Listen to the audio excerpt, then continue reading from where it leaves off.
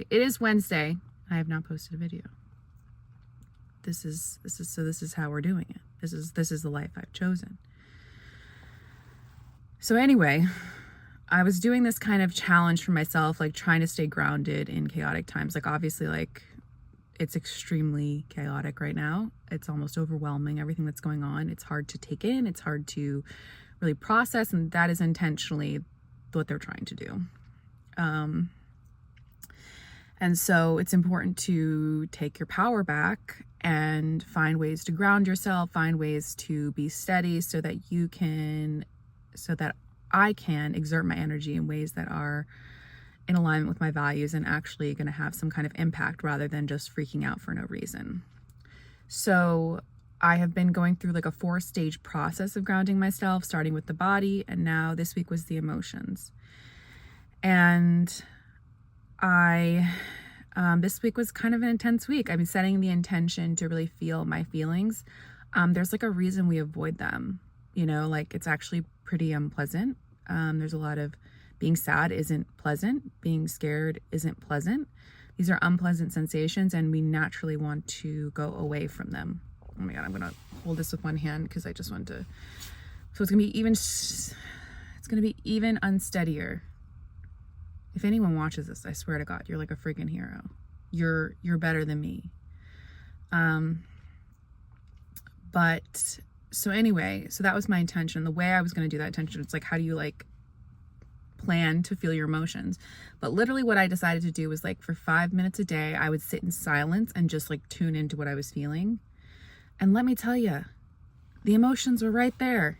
They were right under the surface. Literally, I just had to stop listening to a podcast or a song or be busy with something or, you know, whatever, and just intentionally see what was there. And tears immediately. I'm a big crier though. I'm an extremely emotional person. That is not everyone's experience, but for me, it was right there under the surface. And I think probably for some of you too, like you don't even realize like what you're carrying and how it's like kind of holding you back. And I don't know if I feel better now. I think I feel sadder now, but I think I was always feeling sad. This may be cycle related too, because I'm, you know, in the days leading up to the beginning of my cycle.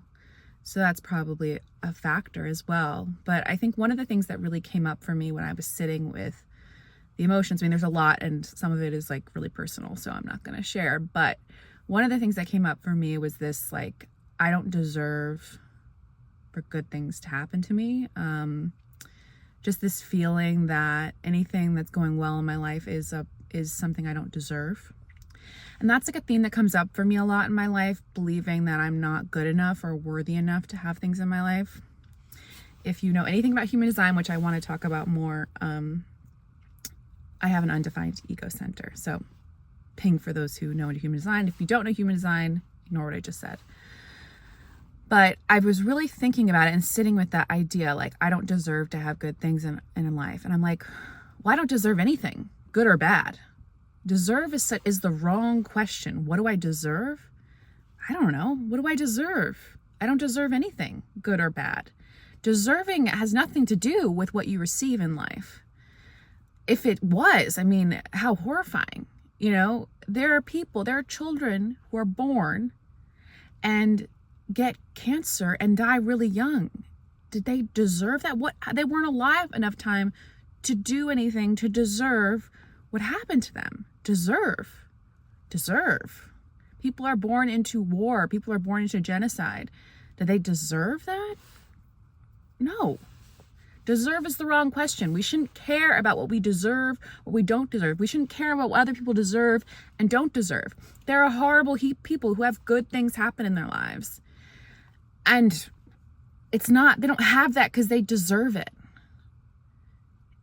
You know, I think the thing is, like, I'm a very spiritual person and I like to create narratives to help me understand the world.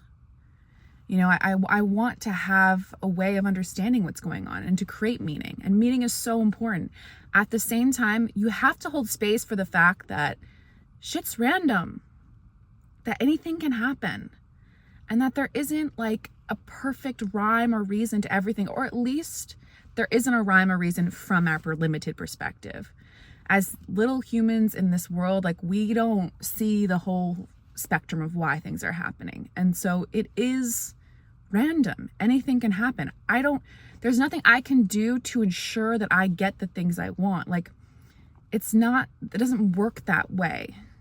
There are ways that there's a way I can open myself up to receive things and be more open to things coming into my life.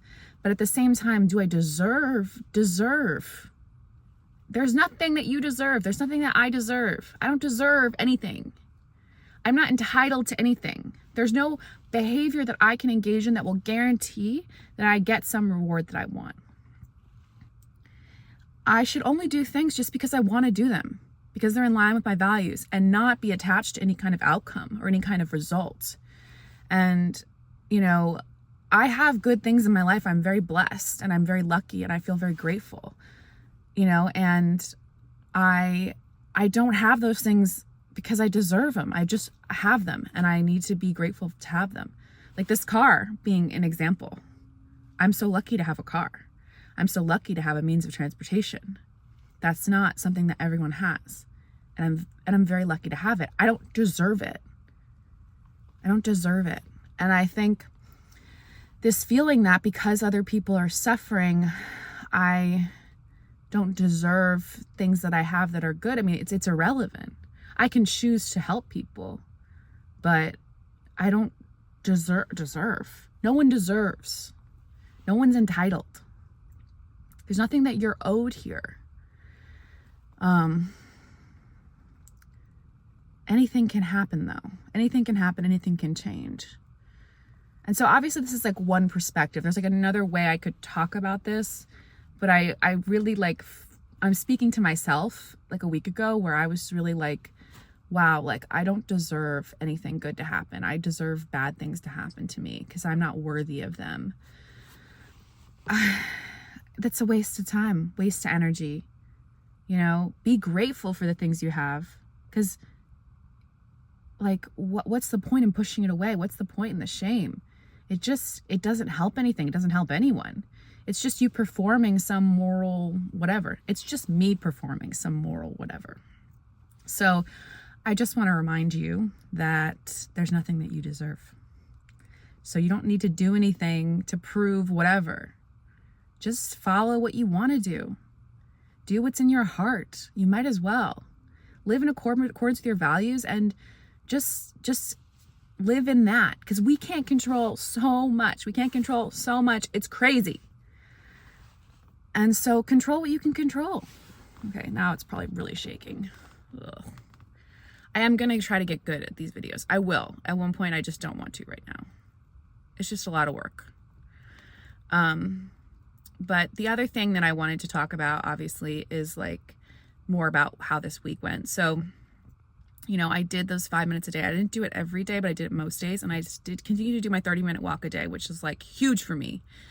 And, I didn't want to do it even those 5 minutes of just sitting in my emotions, like I would avoid it.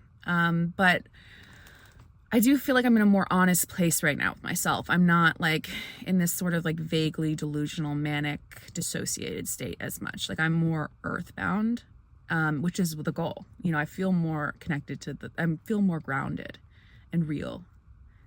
It doesn't feel as good. I feel heaviness. I feel sadness. But I think that's okay. And I'm glad that I spent some time being with that, because I think tuning into my emotions just helped me feel more present. And I don't know if I want to continue that practice every day, but I definitely want to build in, a check-in maybe once a week. I have to think about that. But anyway, the next week is mind. The next week is mind. And so that is really about rewriting narratives. As I said before, like what we say about what happens to us determines our reality. Like that's something we have control over is not exactly everything that happens to us, but the narrative we tell ourselves about what happens to us. That can really shift how things happen. So people go through the same experience, and they have very different stories about it. And the more empowering your story is, the more likely that you are going to come out of that experience better off. Again, this is not a moral judgment. Sometimes because of things that happened to your upbringing, it's just hard for you to be more resilient in that way, and that's fine. But I do think working on my narratives and my beliefs is a real big problem for me. I think I have shifted so many things. Like, I'm trying to live more in alignment with my values and more in alignment with what my body wants to do and what I feel naturally drawn to. And I think that's been great. And at the same time, I am, I struggle with my mental stories are very similar to how they used to be. I'm still telling myself the same things, and I'm not incorporating enough gratitude. So I'm going to do the horrible thing that everyone's already done. Everyone's done it. I'm going to do some kind of gratitude journal just for this week. I couldn't do it forever. I'm sorry.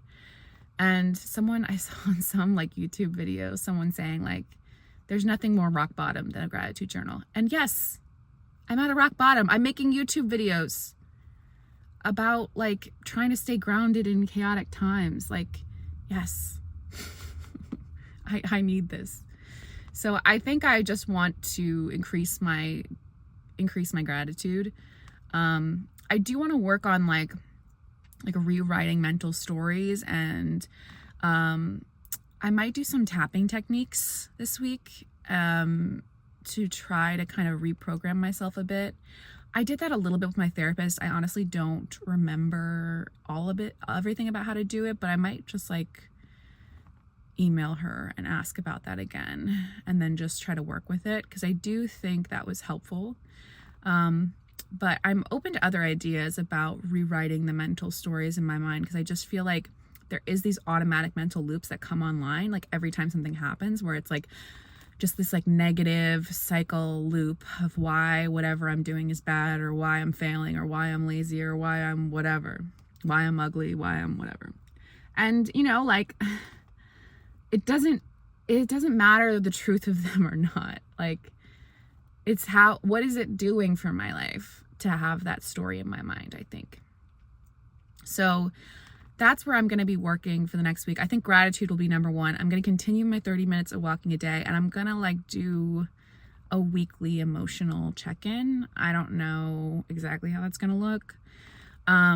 This week I did not film any footage from my week, because number one, I just don't have the skills yet. And number two, I am not filming me crying. I refuse to do that. I don't want to do that. I don't like to do that. I'm not an attractive crier. I don't want to know what I look like when I cry. I'm good not knowing that. And I think you're good not knowing that too. Next week, I don't really have anything to film. It's more heady. So it'll just be me reporting back from the experience. But I think I just want to leave you with that feeling your feelings is actually a good thing. So crying, it helps. Sorry, it helps. Or if you have more of an anger thing, oh my God, we used to do boxing classes years ago, and when I was working for a boss I did not like, and that helped. Punching stuff. But I'm more melancholic as a personality, so it's always going to be tears first. But sprints are also good for anger. Anyway, this is a horribly shot video. I'm sure I'm not perfectly in frame. I'm sure the camera is shaking. I will be posting this video anyway, because I kind of like what I'm saying. I feel the vibe of what I'm saying, and I like it. And I will work on the camera stuff. I will get better. But I think for now, it's just the doing. So I hope that you have an okay week. I hope that you're finding ways to stay grounded. I would love if anyone sees this video, share what you're doing. What's keeping you grounded? What's keeping you sane? It can be anything. So please, I'd love to hear it. And I wish you, fellow internet stranger, the best. Okay, bye.